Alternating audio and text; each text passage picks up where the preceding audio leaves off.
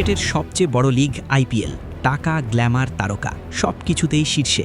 কিন্তু জানেন কি, খেলোয়াড়দের দৃষ্টিতে এই লিগ এখন আর এক নম্বরে নেই। আরও চমকে যাওয়ার মতো খবর, ইংল্যান্ডের দ্য 100 আর দক্ষিণ আফ্রিকার SA20 আইপিএলকে টপকে উঠে গেছে।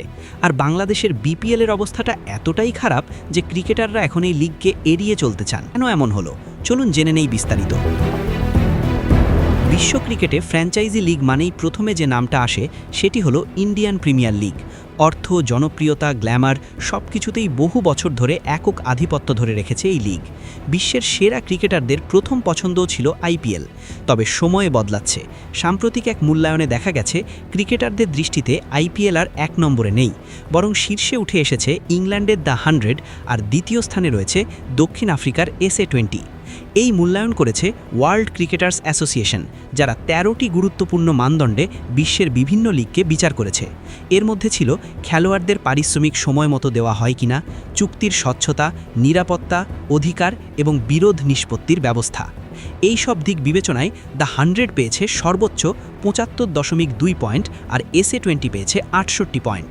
অন্যদিকে আইপিএল নেমে গেছে তৃতীয় স্থানে, তাদের পয়েন্ট 62.6। অবাক করার বিষয় হলো, অর্থনৈতিক দিক থেকে আইপিএল এখনও নিখুঁত। খেলোয়াড়দের পারিশ্রমিক দেওয়া কিংবা আয়োজনের মান সব কিছুতেই তারা প্রায় 100% নম্বর পেয়েছে। কিন্তু সমস্যা দেখা দিয়েছে খেলোয়াড়দের অধিকার ও চুক্তির ক্ষেত্রে।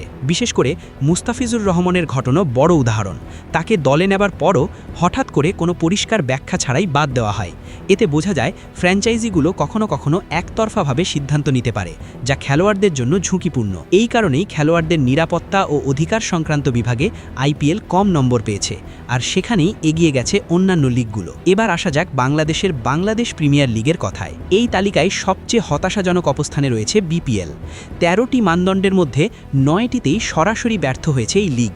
মোট পয়েন্ট মাত্র 22.6, যা শীর্ষ লিগগুলোর তুলনায় অনেক নিচে। সবচেয়ে বড় সমস্যা পারিশ্রমিক নিয়ে। প্রায় প্রতি মৌসুমেই খেলোয়াড়দের বেতন নিয়ে অভিযোগ ওঠে। কখনো সময় মতো টাকা না পাওয়া, কখনো পুরো টাকা না পাওয়া, এসব সমস্যাই যেন নিয়মিত ঘটনা। এমনকি কিছু ক্ষেত্রে বোর্ডকেই হস্তক্ষেপ করে খেলোয়াড়দের পাওনা পরিশোধ করতে হয়েছে। নিরাপত্তা, চুক্তির স্বচ্ছতা এবং অভিযোগ নিষ্পত্তির ব্যবস্থাও অত্যন্ত দুর্বল। ফলাফল, বিদেশি খেলোয়াড়রা এখন বিপিএলে আসতে অনাগ্রহী। সব মিলিয়ে একটি বিষয় পরিষ্কার, শুধু গ্ল্যামার বা টাকা দিয়ে লিগের মান ধরে রাখা যায় না। খেলোয়াড়দের নিরাপত্তা, অধিকার ও আস্থাই এখন সবচেয়ে বড় বিষয়। যদি দ্রুত পরিবর্তন না আনা হয়, তাহলে ভবিষ্যতে বিপিএল শুধু জনপ্রিয়তা নয়, অস্তিত্ব সংকটেও পড়তে পারে। এখন সময় বাস্তবতা মেনে নিয়ে বড় পরিবর্তনের।